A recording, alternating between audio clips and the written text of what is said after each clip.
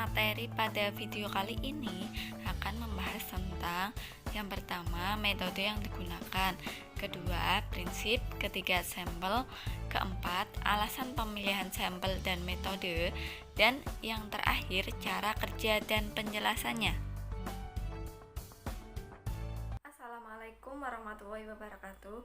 Perkenalkan, nama saya Lulisati Rahmania dari S1 Farmasi kelas B.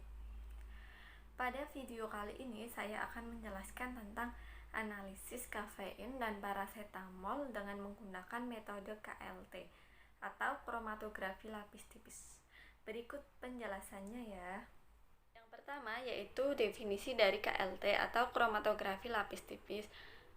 Metode KLT ini merupakan analisis kualitatif dari suatu sampel yang ingin dideteksi dengan memisahkan komponen-komponen sampel berdasarkan perbedaan kepolarannya, atau dapat didefinisikan sebagai pemisahan fisika kimia dengan fase gerak dan fase diam yang diletakkan pada penyangga berupa plat gelas atau lapisan yang cocok.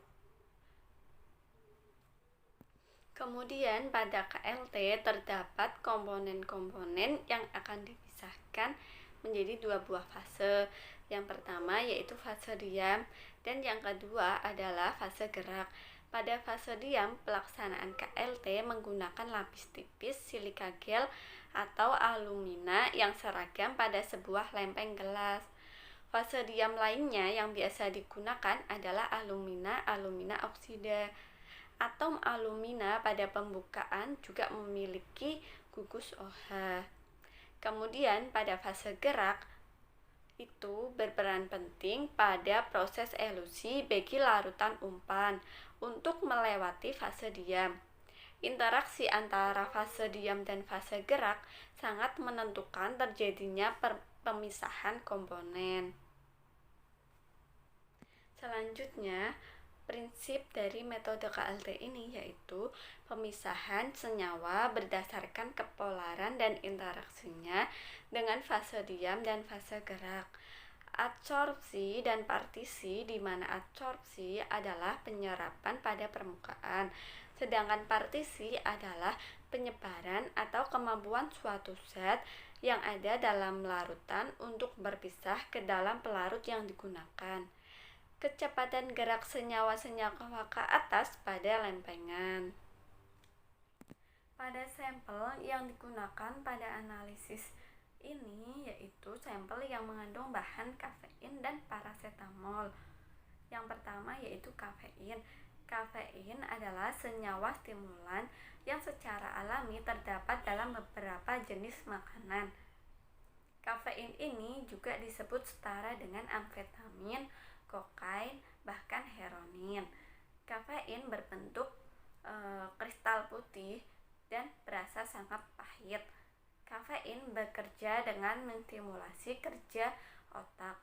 Kemudian fungsi dari kafein ini yaitu untuk menstimulus kerja jantung dan dapat meningkatkan produksi urin atau bersifat diuretik.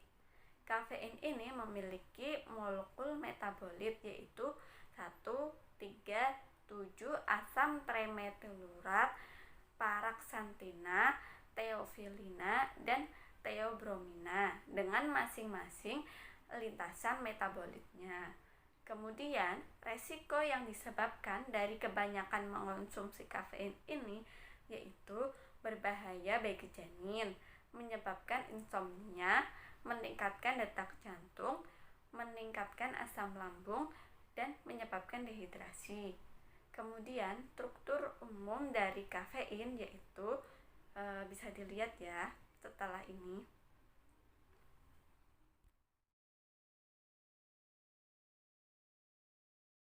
Yang kedua yaitu parasetamol. Parasetamol adalah obat analgesik dan antipiretik yang populer digunakan untuk meredakan sakit kepala, nyeri ringan, serta demam.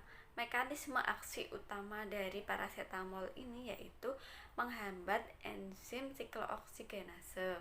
Kemudian, resiko yang disebabkan dari kebanyakan mengonsumsi parasetamol ini yaitu pendarahan di dalam sistem pencernaan, gangguan fungsi ginjal, menyebabkan hipoglikemia, dan meningkatkan asam di darah. Kemudian struktur parasetamol bisa dilihat ya setelah ini.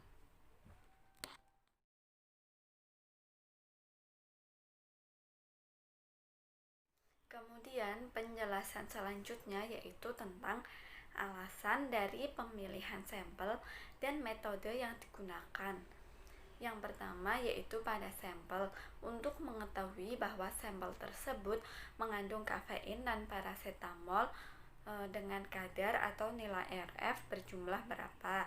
Kemudian untuk metode yang digunakan yaitu KLT, karena pada metode ini memiliki kelebihan, diantaranya dapat menguji secara kualitatif banyak senyawa secara bersamaan, dapat dilakukan dengan mudah tanpa menggunakan sumber listrik, cepat dan datanya reliabel, dan sistem peralatannya sederhana, murah dan mudah dimodifikasi. Kemudian alasan lainnya yang menguatkan dengan dipilihnya KLT yaitu apabila metode ini dibandingkan dengan KCKT, KLT lebih fleksibel dalam pemilihan fase gerak dan mempunyai post kromatogranik yang beraneka ragam yang dapat meningkatkan sensitivitas dan spesifitas deteksi, serta proses KLT ini dapat dengan mudah dihentikan setiap saat. Penjelasan yang terakhir yaitu tentang cara kerja dan pembahasannya.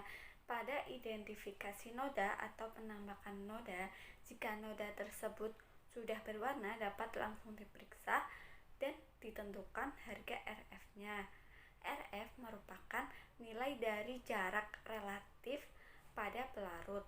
Harga RF dihitung sebagai jarak yang ditempuh oleh komponen dibagi dengan jarak tempuh oleh elemen atau fase gerak untuk setiap senyawa.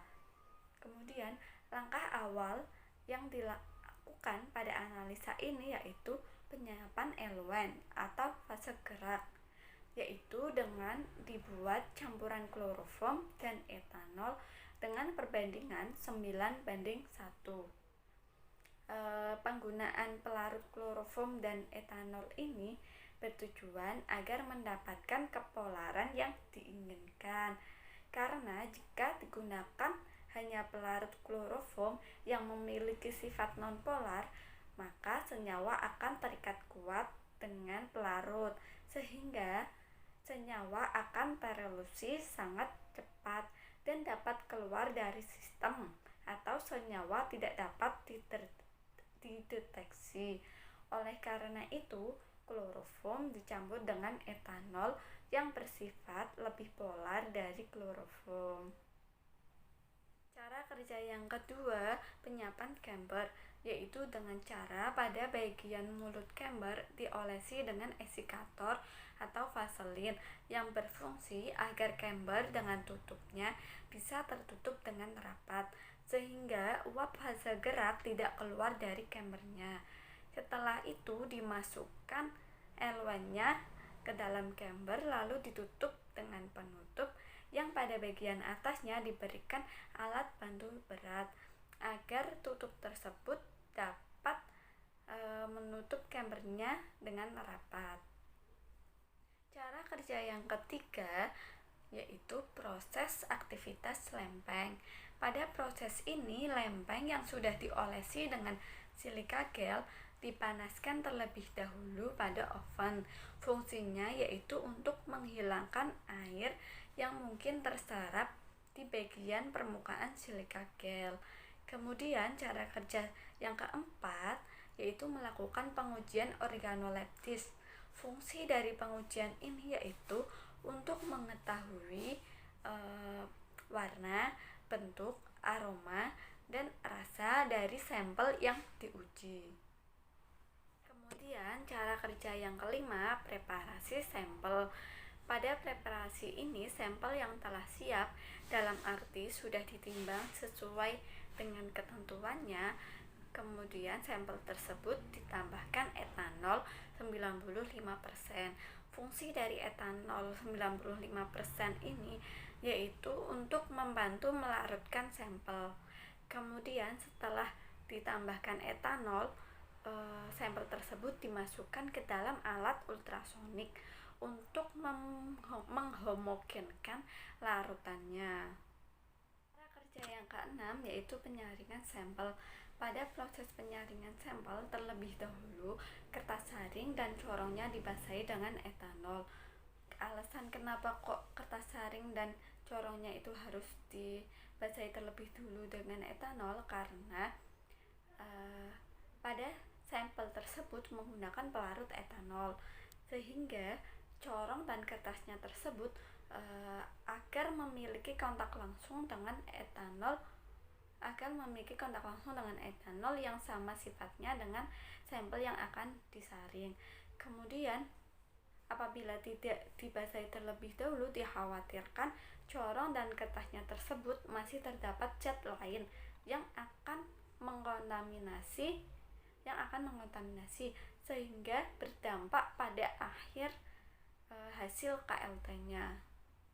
Cara kerja yang ketujuh, penyiapan lempeng dengan ukuran 10 x 20 cm, yaitu dengan cara diberikan garis pada bagian kanan, kiri, bawah 2 cm dan bagian tengahnya 3 cm. Kemudian setelah itu ditotolkan 3 titik sampel pada bagian ukurannya tersebut. Kemudian cara kerja selanjutnya yang ke-8 yaitu proses elusi. Dengan lempeng yang sudah terdapat penotolan lalu dimasukkan ke dalam chamber. Setelah didapat hasil elusi, tahap selanjutnya yaitu dikeringkan terlebih dahulu, kemudian dilihat bercaknya pada sinar UV dengan panjang gelombang 254 nanometer. Cara kerja yang ke-9, tahap evaluasi, yaitu perhitungan RF dengan rumus jarak lambat dari titik penotolan ke pusat bercak dibagi dengan jarak lambat dari titik penotolan hingga akhir evaluasi. Setelah didapatkan hasil RF-nya, kemudian mencari nilai HRF, yaitu dengan hasil RF dikalikan dengan 100. Kemudian faktor-faktor yang mempengaruhi gerakan noda dalam KLT yang juga mempengaruhi harga RF yaitu pertama, struktur kimia dari senyawa yang sedang dipisahkan, sifat dari penyerapan derajat aktivitasnya, tebal dan kerataan dari lapisan penyerap, pelarut dan derajat kemurnian dari fase gerak, kemudian derajat kejenuhan dan uap dalam bejana pengembangan yang digunakan, kemudian jumlah cuplikan yang digunakan, dan yang terakhir suhu serta keseimbangannya. Cara kerja yang terakhir yaitu penyimpulan apakah sampel tersebut mengandung parasetamol dan kafein, yaitu dengan cara melihat hasil percak sampelnya apakah sejajar dengan bakunya atau tidak. Apabila hasil sampel percaknya itu sejajar dengan bakunya, maka disimpulkan bahwa sampel tersebut mengandung kafein dan parasetamol.